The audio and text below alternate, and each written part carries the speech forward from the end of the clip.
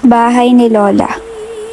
Nanaginip ako na nakabukas ang pinto ng kwarto ko sa bahay ni Lola.